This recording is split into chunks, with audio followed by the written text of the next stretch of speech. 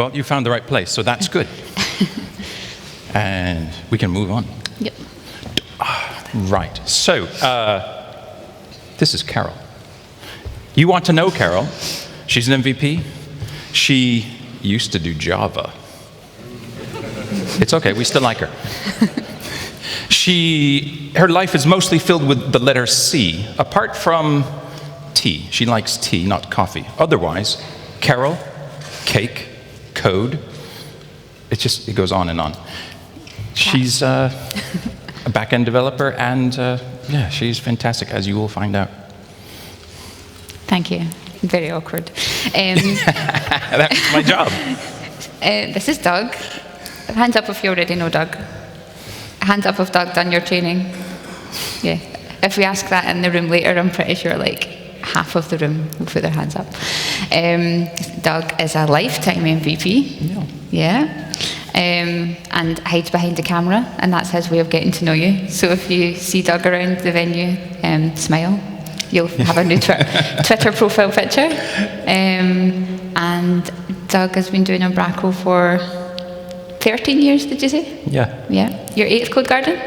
Yeah, this is the 9th. 9th? Yeah. Wow. And Doug has been around the Umbraco community forever, it seems, until last year. Yes. He's now ventured out into, well, you're already a photographer. I was already a photographer, but now I only do photography. Yeah. So but I retired. You're still Umbraco man to us. Thank you. And if you want to know, Google Umbraco man. Matt's wearing interesting glasses in that video, so. So that's us. And we thought we could let you know a bit about what to expect over the next few days. The official stuff, like a schedule, and the less official stuff, and some history and some memes and things like that. So right after this, you will head next door via coffee or tea, and you'll see the keynote from Niels. This is Niels, Chief Unicorn. I'm sure you know who that is. And then after that, who signed up as a U-Buddy? A few U-Buddies. So anyone who's new, a first-timer, you can come in here at 11 o'clock and meet loads of friendly U-Buddies. They're people who have signed up to help people out at their first Codegarden, give advice, and meet new friends. And they will have lovely t-shirts on that you'll see later. And after that, it's talks and some lunch and more coffee and more talks. And the extra stuff, that's the kind of normal stuff you'd expect from a conference, but the extra stuff you'll get at Codegarden is yoga and mindfulness. You'll have Umbra Coffee, which, does anyone watch Umbra Coffee on YouTube? Yeah. So they'll be doing a live show each day. And you'll have dinner, and there's a dream corner where you'll have a chance to catch Umbraco HQ and talk to them about anything you want to talk about. So, not just the talks. Excellent. Tomorrow, more talks, more lunch, more talks, and then let's see. There's running in the morning. Any runners? Anybody run? Okay, you won't admit it, but maybe you could do it anyway. That's okay. There's no skill level required.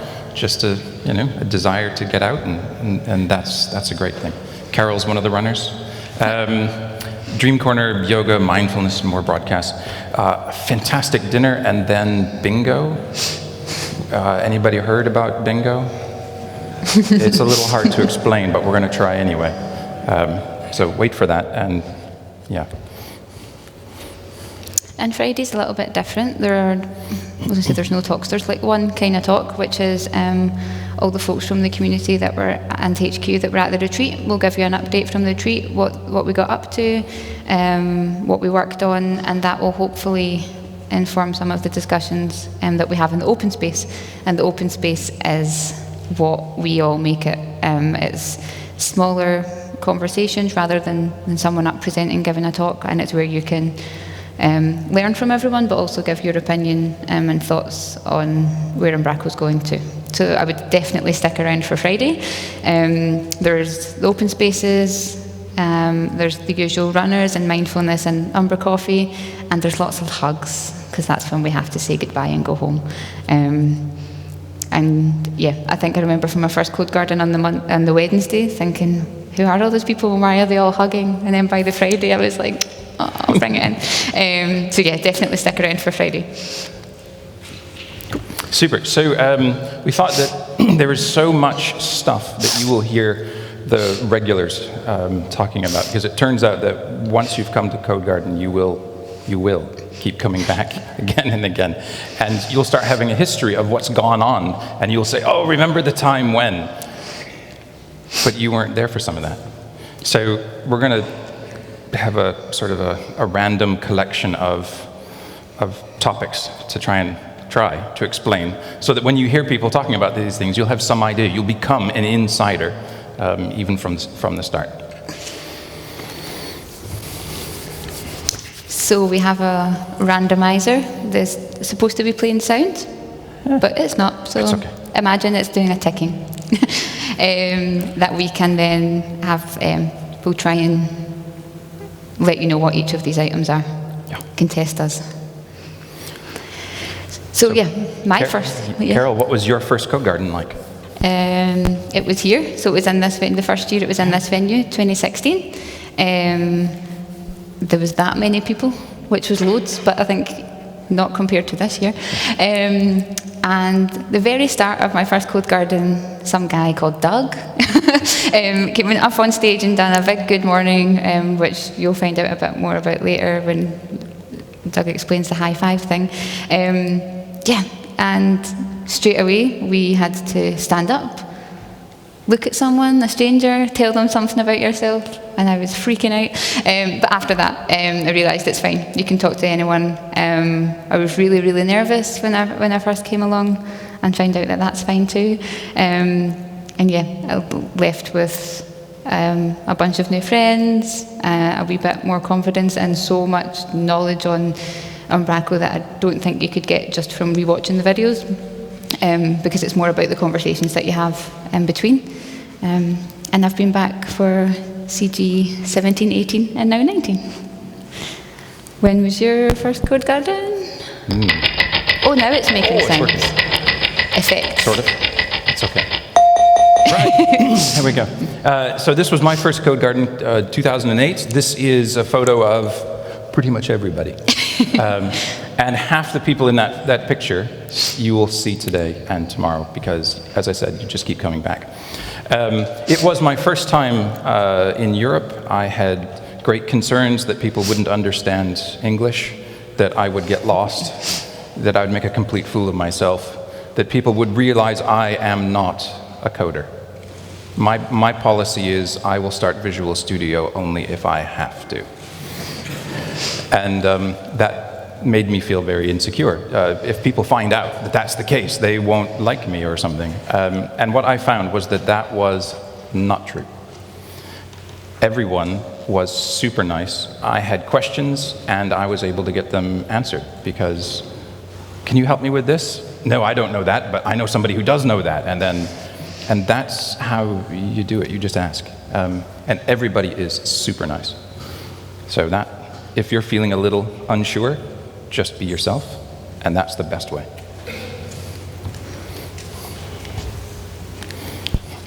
What do we have next?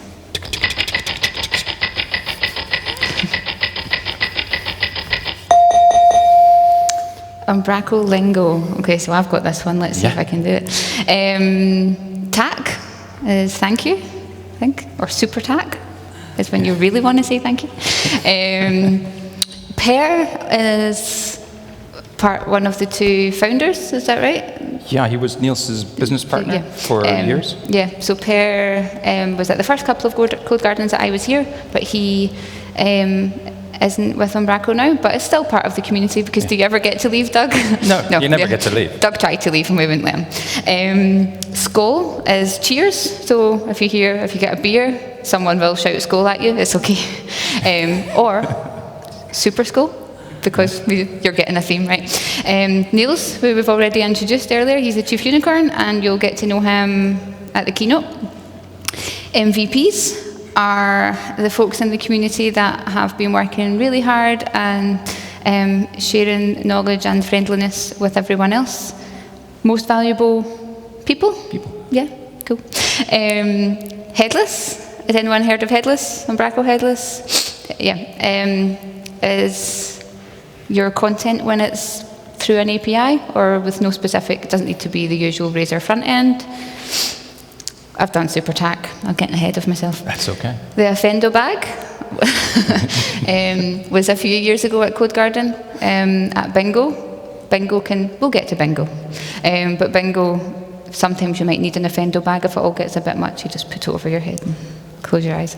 Yeah, that was a bit of fun a few years ago. When we got PC, so we had to put the Offendo bag on. And there's an old saying of what happens at Bingo stays at Bingo. But Twitter is out there, so I don't think it really stays. We're going to try and break that rule. Yeah, it doesn't. Yeah, we'll get to Bingo.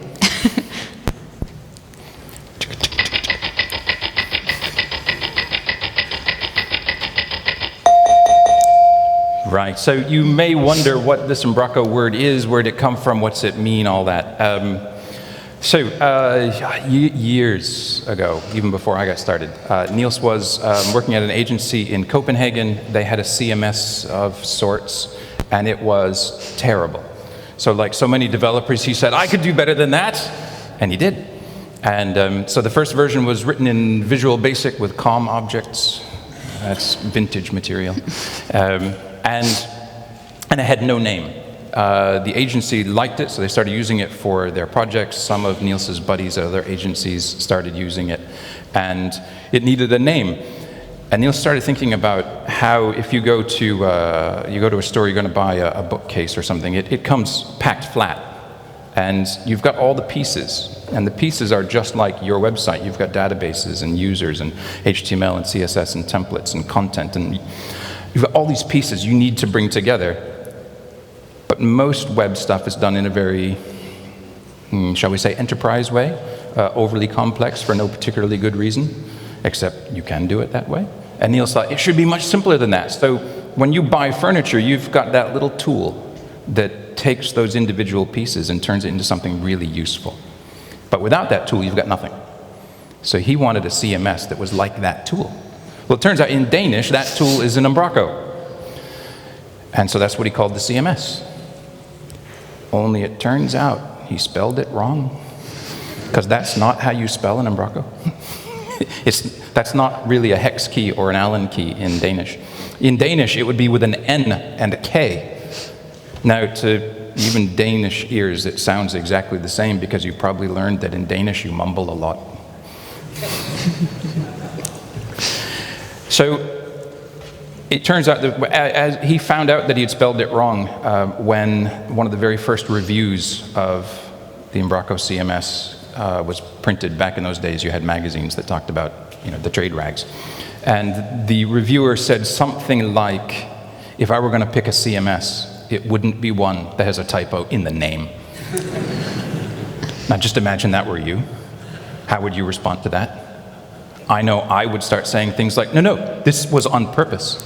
Really, because see, otherwise when you search for stuff, you'll get tools and bolts, and you don't want that. He's an SEO genius. Absolutely, yeah. that was on purpose. But no, Niels said, I got it wrong. And I remember that moment, because I was involved, getting involved in using it at the time, and I just thought, you can't admit that. Are you kidding? You can't tell people that's terrible. But that was a transformative moment for me and I think for the whole project, to realize it's okay to say, I got it wrong. Anybody want to admit you never got anything wrong? No, even Matt has gotten a few things wrong. It's normal, it happens. And so it's okay to be honest, even about the stuff that you mess up. So that was the meaning and the spelling. How do you pronounce it? If you talk to Niels in English, he will say it one way. If you talk to him and he's speaking in Danish, it doesn't sound the same way. There is no official pronunciation. So I say Umbraco, but you might hear people saying Umbraco, or Umbraco, or Umbraco, or something else. It's all okay. Next up.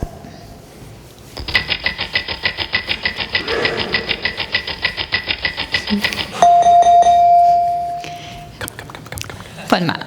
Stand up. I know you hate it. This is Matt Brailsford, by the way. Oh, we're nearly the the same height. The one and only time I'll be taller than Matt Brailsford. Yeah. So this is a good example of when just like one thing becomes a meme. In Umbraco community, and it can happen so quick and kind of out of unexpected moments. So last year, Niels was making a welcome video for the keynote, and he interviewed a few of us about our first time at Codegarden, and we all kept saying the same thing, which was everyone's so friendly, even the people that you know from Twitter or making packages and stuff. Matt Brailsford came up and said hello to me, and made sure I introduced me to people and stuff, and everyone kept saying the same thing, and they kept saying Matt Brailsford, full name. So I think in a lot of communities, when people are really famous, they get one name, Madonna, Messi. I think in Umbraco community you actually get two, because there's too many Matts, so you need to be Matt Brailsford. So I think it's a good example of the Umbraco community, that the people that you think are the experts, or they are the experts, we don't think, but you think that you can't talk to them, or they wouldn't have time for you, they absolutely do. And Matt's a good example of that. Even being quite a quiet guy and quite an introverted guy, he will make a point of going up and spreading the friendliness, and that's what everyone should then pass that forward, and that's how we all become friends. So thanks, Matt. I'll make the slide go away now. Yeah.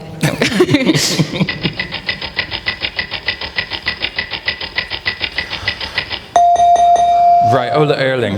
He is, what was, sadly deceased now, he was a legitimate Danish musical legend. I thought I had some music to play.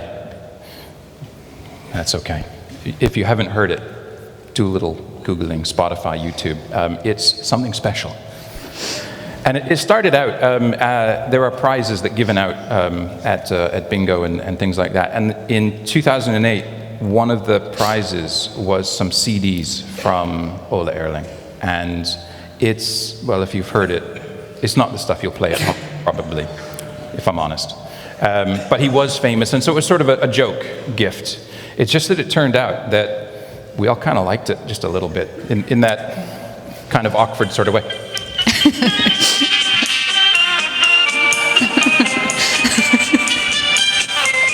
That's probably enough.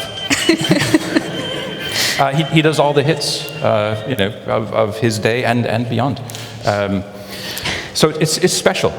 So anyway, for CG19, Niels went to his house and said, I know you're retired, but would you come and play a couple of songs for us at bingo? And he said, sure, I'll do that. And he came early and stayed late. And Niels said, no, just like one or two songs, that's it. No. I'm here, I will play for dinner, they will love me. And he stayed he played for the whole meal, he played during bingo, he was forever. Every year he came out of retirement just to come and play for us. And he just became an absolute legend. Well, you can see, he's like the happiest man on the planet. So you will hear stories about Ola, and you'll hear his name, and now you have a little idea how something that started out kind of goofy turned out to be something really special.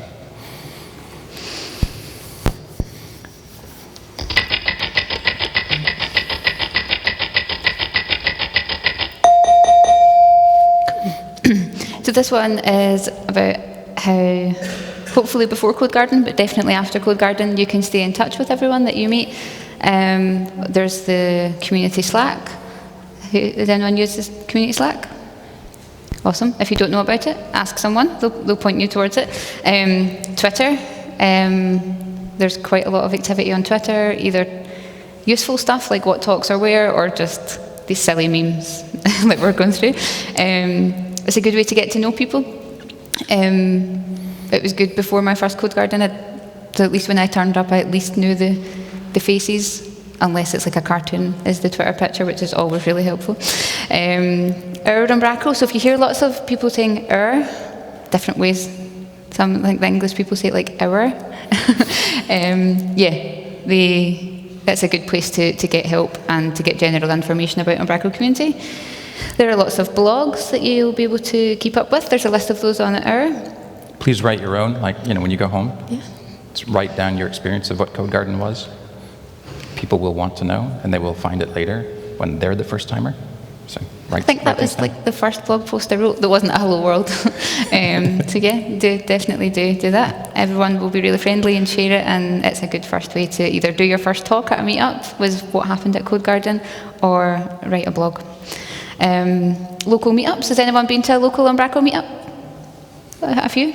If you go onto our, there is a list of them, and just generally get to know people when you're here over the next few days, and they'll point you towards a local meetup.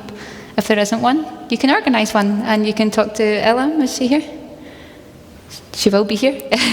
She will help you out if you want to have a local meetup.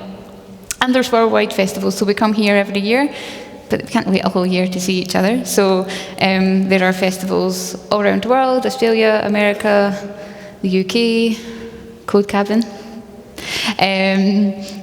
Sweden, Holland, Germany, Frankfurt, Poland. Yeah. Poland. I might be forgetting some. And others. Start your own if others. that's not convenient. Yeah, so there's basically, Codegarden isn't just one, like it's once a year, but it's not the only time that we get together and share information.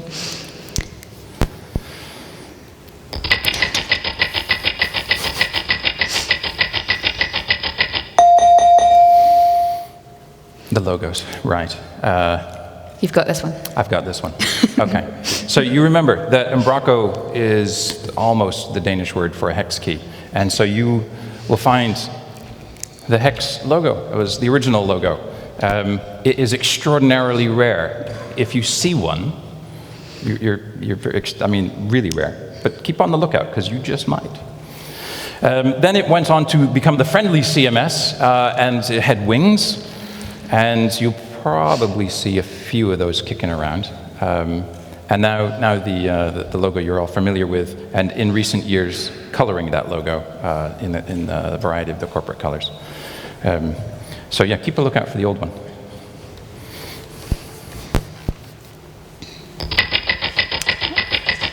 What's up next? Okay. You can tell me if I say this right. Hammerslagen? Hammerslagen. That was quite good. Cool. The Nearly Log game is what the English speakers call it. It's kind of what it looks like here. There's like logs and there's nails. I don't really know the rules. Does anyone know the rules? You just have to finish first. You just have to get be the first one to get the nail in the log. Yeah, there's usually beers alongside it, in case you haven't guessed. But yeah, apparently it's a good way to get to know people as well, with hitting things and shouting. No, it's a good game. I've never played it. I don't think I have the hand-eye coordination. I don't think it would be very friendly of me to accidentally hammer someone's hand. Oh.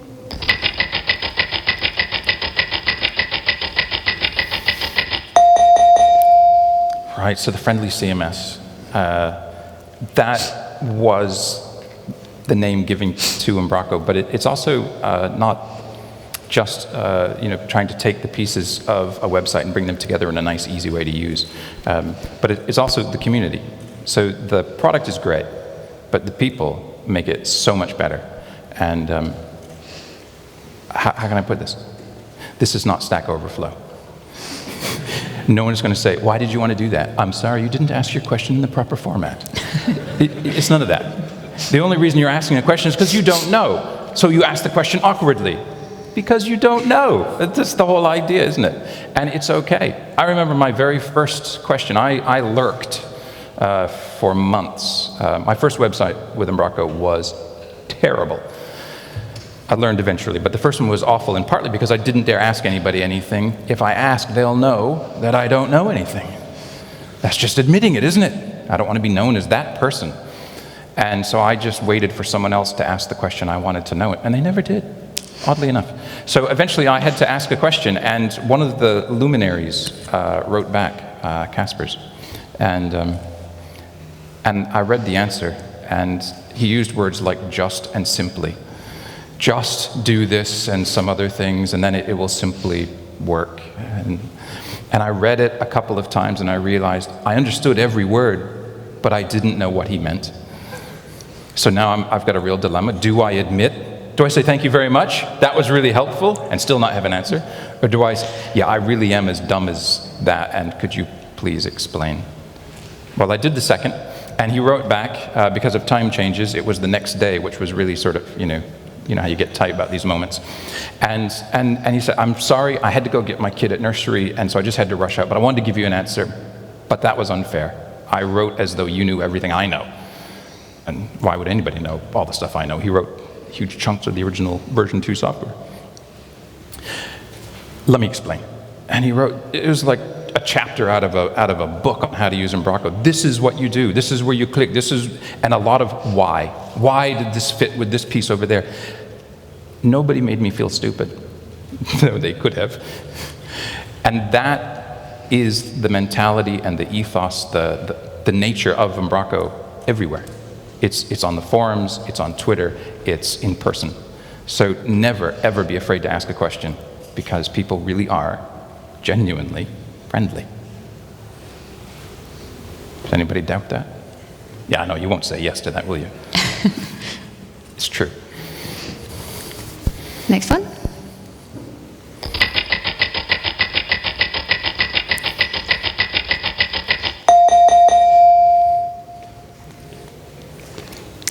Another one of the 2 names, kind of. Is Emma here? No, I think she was out running this morning. This is another example of just like when one little thing, like one typo, can just become a bit of a meme for the whole year. It says, it was 18. This is Emma. You'll meet Emma. She's an MVP, and she's giving a talk later today. She's one of the Emmas, because there were several Emma MVPs. Her name's not Emma Burstov, but you should definitely call her that. It's Emma Burstow, but there was a typo on the slides, and it's become her alter ego that we just keep calling her Emma Burstov. It's like Russian Emma. Also known as Passport Emma. I'd forgotten that. Yeah. So Emma and I's first year was the same year. She made it all the way to Copenhagen. Her passport was here in Uns? I don't know, still don't know how to say it. And that was like the perfect example of community, actually. It was like, we need to get Emma home. So she left the passport in the Airbnb. Someone picked it up from the Airbnb, gave it to someone who was getting a train to the airport. Emma sat anxiously at the airport for 2 hours. And we were all on Twitter checking, did she make the plane? Did she make the plane? And she made the plane. So yeah, she's kind of 2 memes in one. Don't forget your passport. The airport is really far away.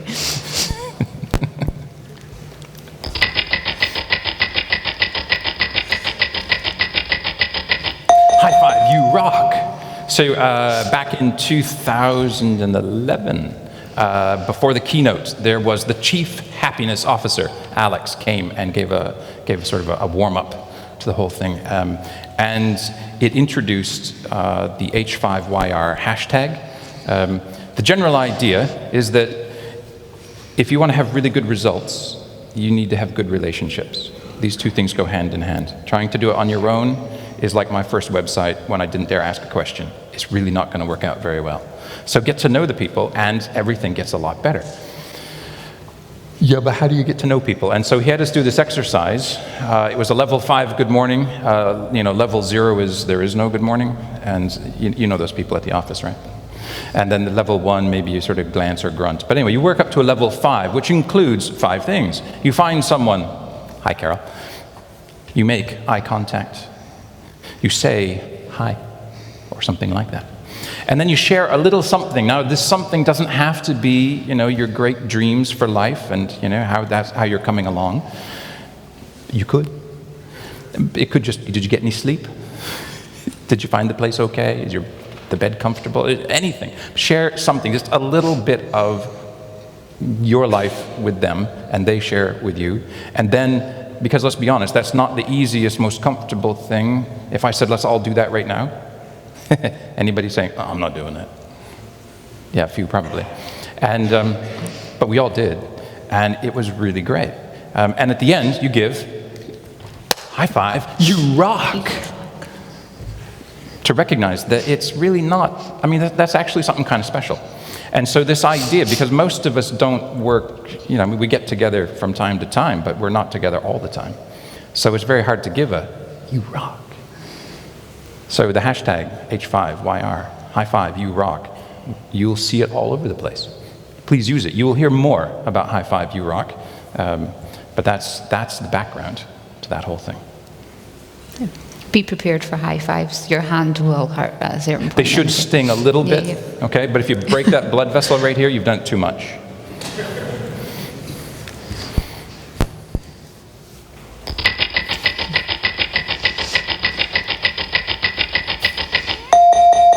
Unicorns. Yeah, you'll see a lot of unicorns. I think the first year I was like, what is with the unicorns? I just don't understand. It's the mascot of Umbraco. I don't think I quite know why it's the mascot, but Niels is the chief unicorn. There are unicorns everywhere. Yeah, there just seems to be lots of unicorns. You'll find them. Did anyone go to the HQ last night for the party? Many unicorns. Yeah, you see it around. Make sure to tweet with the unicorn emoji. It's my favourite. Yeah, so that kind of explains the unicorns, kind of. I don't know the full background. I think it's just, it was before unicorns were cool. Unicorns are everywhere now, but I'm pretty sure Umbraco started it. Just saying. Probably.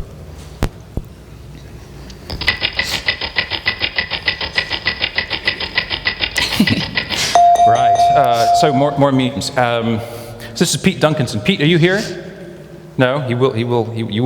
If you don't know Pete, please get to know Pete. He'll make sure you get to know. Yeah, he's a fantastic fellow. Been in the community for a long time, has opinions about almost everything. There was a time when he was a huge fan of using code first methodology with Umbraco, and started becoming an advocate of that. There was a great package called Use Site Builder, and that was sort of a code first approach. And then this got into debates of how best to do it, but there are these problems and all these other things. And so we should change Umbraco to work this way because that's how he wanted to work, and he was suggesting it. And this went on for a year or two, and then he gave a talk where he said, no, code first is stupid and let's never do that. And about that time, I was traveling with him. We went to U West Fest. This particular one was at Disneyland in Florida. And so here we are. He bought a sort of a space suit for his young son, and he thought it would be funny if he put the helmet on. And it kind of fits. And I took the picture because you have to. And that became the meme. So if you could maybe click one. It got a little out of hand, I think. So yeah, he said code first was the way, that Use Site Builder was the thing, and now he's trying to go back in time and stop you. And it is, one thing led to it. This one's a little hard to explain. Pete's such a fantastic fellow that he thought they were all funny, so that's all good. One more. Can't unsee that. I know, that's just scary. Easy Coder, and on how about another one, Carole? I think there's maybe one more. If you're familiar with Monty Python, they had a Four Yorkshiremen skit, and Pete being from that area, code first, luxury. We used to dream of doing first. And yeah, it became maybe a bit too much. All right, so is there any more? That might have been it. Yes, you get the idea. We like to have a lot of fun, and it's all good-natured stuff. It's a good example of just where one photo just becomes the basis for many jokes. What's up next?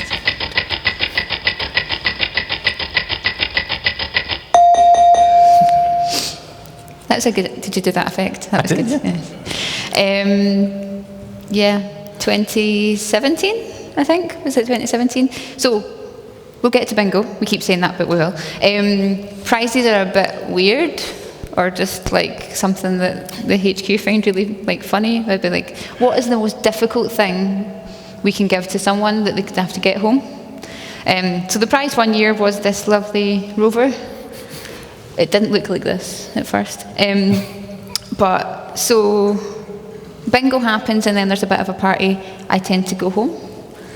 I came in the next day for the Friday open circle, and this car was upside down. And then we got shown a video of how the car went upside down.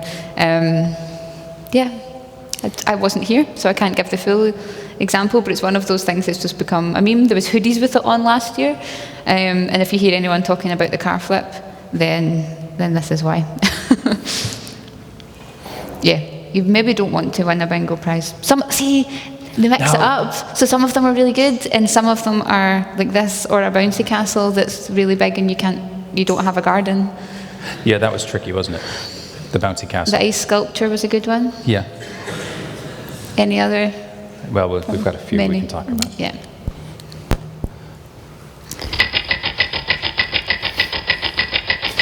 Version 5. How much time have we got?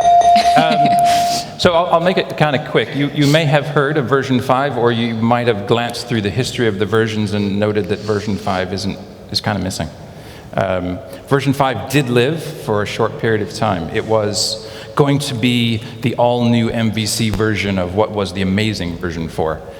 Take version 4, move it to MVC, but we've learned so much. Let's just start fresh, and we'll get it out quickly, and seamless transition, and none of that happened. It wasn't seamless. It wasn't fast. It took a couple of years, and when just before a Codegarden event, there's a retreat a few days before. And a couple of weeks before that retreat, someone had posted on the forum that you realize that version 5 is so flawed that it cannot be fixed. Really? I think it's great. But a little more research, and in fact, they were right. The performance was really bad, and it was done in a way that just couldn't be fixed. The code base was almost impenetrable to normal people, even some of the HQ. So community developments, yeah, let me make a package for that, let me help. It was impossible with version 5. And so at the retreat, days before coming to do the keynote, the conversation goes on about what do we do about this thing? Oh, we can fix it, we can fix it, we can fix it. We can't fix it. There's no way. Niels comes back out and he says, everybody, we're going to have like 400 people coming and hearing about version 5. That's what they're expecting. It's what we've told everybody. We've got sessions about version 5. I can't lie to them. I can't lie to them and tell them that it's great, because it stinks. It's awful. We got to kill it. Can you imagine? That's courage. Niels, that's going to be the end of the project. You can't do that. Are you mad? No, but what I can't do is I can't lie. I'm not going to tell them it's great when it isn't. Okay, then I guess we need a gravestone. Yeah, hi, I need a gravestone. No, tomorrow. No, a real one, not plastic. Come on, people die all the time. And sure enough, a gravestone appeared in front of the venue with 400 roses for people to give their last respects to version 5. The first day, the keynote was a little bit of a jaw dropper for pretty much everybody. By the end, everybody was super excited, because in our hearts, we all knew that we didn't want to use version 5 because it was awful. We liked version 4, it was amazing. And the courage and the honesty to say, I got it wrong. Big time wrong. We're going to make it right. And if that kills the project, it kills the project. But it didn't. It made the project better and stronger, because again, there's that moment when you think, I'm not the only one who messes up. It's okay to be honest. And someone who's got the courage to be that brave and say, we're going to just stop this thing and we're going to do, I don't think I'd have that courage, but Niels does. That's the character that is behind the project. It makes it really, really special. It is one of the benefits of not being venture capitalist funded, that you can just do the right thing and you don't worry about, but what would the investors say? You do the right thing. And that ethos, again, is part and parcel of the entire project and the community. So even though version 5 is sometimes called the version that shall not be named, it's a really good lesson. You really think about that story, about that history, not because there was a terrible catastrophe of a project that didn't work out, but because of how it was handled and what comes from being transparent. That's really special.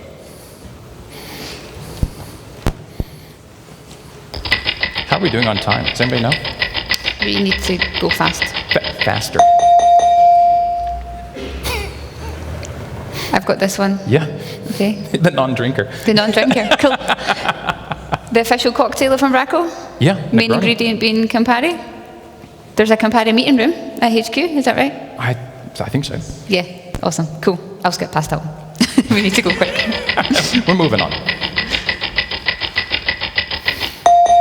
Bingo! Okay, so we're going to get into some bingo stuff, and we're going to pick up the pace a little bit. We'll get as far as we can, and we'll get as far as we can. And then just find us anytime, and we'll tell you even more, because there is so much more. So bingo is just a game, right? It's a slightly quirky game because the play cards have, like Umbraco words on them. But it's just a game.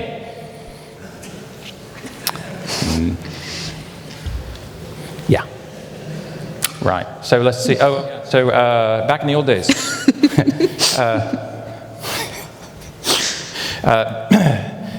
There was a time when Umbraco kept all its data in XML format, and the best way to work with XML is with XSLT. Anybody know XSLT? Oh, amazing. You didn't expect that answer? I didn't expect that. I only expected Christian. Yeah. And then Razor came along, and it became a friendly sort of a fight.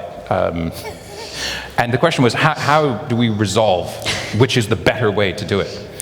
XSLT or Razor. So the call went out to Sebastian. He's around here somewhere. Sebastian. And Christian. No, not here. You'll find him. Mr. Graystate, Mr. XSLT. Get a team. Be ready. You will be on stage at Codegarden. There will be a challenge. But I'm not telling you what it is. They get up on stage. They had custom T-shirts made. And then they're told, I want you all to go, 2 teams, into the back room. Close the door. You will find your challenge in there. What was the challenge? Well, it was a bunch of pillows in a room that was completely black but had a very bright strobe and a death metal band playing at bleeding levels. And whoever wins the pillow fight wins the battle. It's not been determined who won. It was hard to it was a tie. Yeah, bingo prizes, we've discussed this a bit. From awe to awesome, so yeah. Good luck if you end up on stage at bingo, is all That's I'm going right. to say, because You might get a tattoo.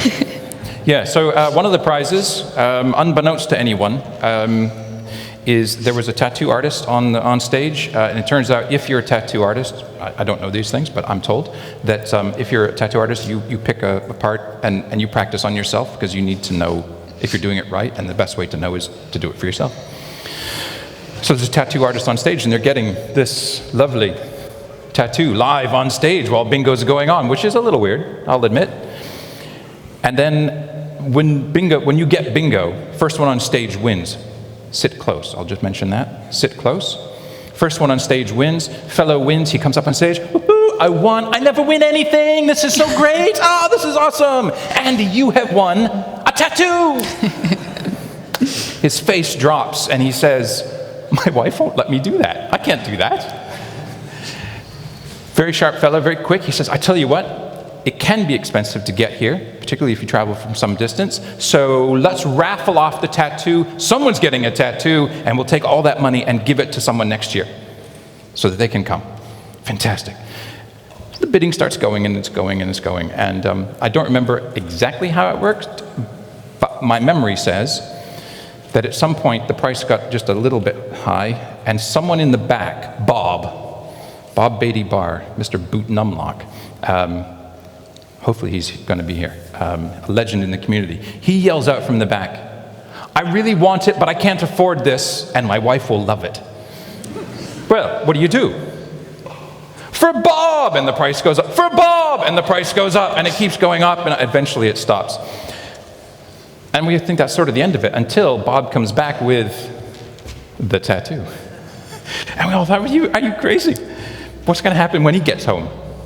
So we're all waiting nervously after Codegarden for the tweet, and he said, she loves it. So that was good. It turns out there are 4 Umbraco tattoos in the world.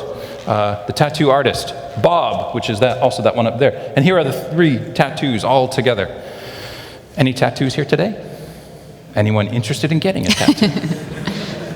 We could help you with that. Yeah, random stuff happens. It's kind of, what happens at bingo stays at bingo. I don't think it's like because you can't tell anyone. It's because when you go home and you try and explain, so I had to explain to my husband, right, okay, we were playing bingo, and then these guys came out and they were like fighting with swords, and then there was a bunny, and it like shot the giraffe. Yeah, I think there's a photo of that later on as well. Yeah. Yeah, it's more that you can't explain it rather than don't tell anyone. So yeah, exactly. Good luck trying to explain to your boss what you done when you were here. Exactly. One year there was a little Elvis came out and performed. So as much as you might sort of be surprised by what happens, particularly at bingo, because not everything will be explained, like the people who came out to battle on stage, it was just unexplained. The tattoo artist was unexplained. It's just going on. So too, that also the unexpected happens even to the HQ. So they had hired this short fellow to come and do his Elvis impersonation, to do it for like 1 minute. So Paul Sterling is explaining, so this is your cue, this is when you'll come out, you'll do and then you will go. And all the time he's going, mm-hmm. But here's the thing, he didn't speak English. So they hired me to do my Elvis thing. So he just comes out and he just goes on and on and on. It was fantastic. A little hard to shoosh him off the stage. It happens. The unexpected happens. Yeah, you thought I was a bit weird earlier. I mentioned rabbits and giraffes, and then in my head I was like, I sound like a crazy person. Yeah, there will be random animals around. They're friendly, not as scary as to give them a hug. There's no chain on that chainsaw, by the way, just so you know. Totally safe. This is more of the And the XSLT shotgun didn't band. have anything in it, so that was good too. Yeah. I hope. A few years after the pillow fight, there was still some question in some people's minds whether XSLT had a future, and so let's have another battle. This time it was a coding challenge on stage, 1 person for the Razor team, 1 person for the XSLT team, but let's make it interesting.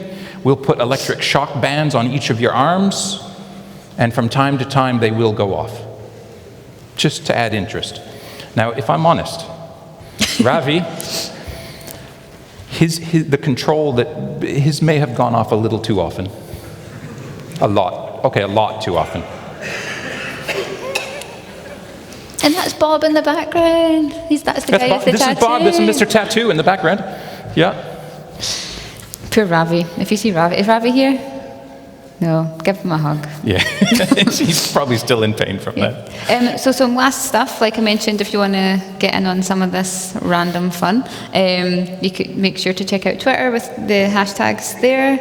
There's usually some random ones pop up. So there was CG Donald Trump, the year that we had Donald Trump, Theresa May, there's the rabbit. The rabbit's been tweeting, I think I saw the rabbit's been active, yeah. And if you want to see what's happening at bingo, rumour is Donald Trump, CG Donald Trump is tweeting again. So one of the fun things about these, particularly these fun ones, is that these are not all owned by the HQ. Nobody knows who some of these people are. It's a community thing. Someone just said, I'm going to make a Twitter handle, and they just start tweeting. It's hysterical. So who knows what's going to happen this year? Maybe you'll become listed next year with your tweet. But of course, it'll be totally anonymous. Nobody knows. You never know. And make sure to follow Scrift. They're the kind of Umbraco online magazine. The team are here, so you should say hello. And high five, you rock. You should chat to Owen. Yeah. And I think we need to wrap up. We probably need to. Yeah. Oh yeah, we're done. So ask us anything. There is so much more.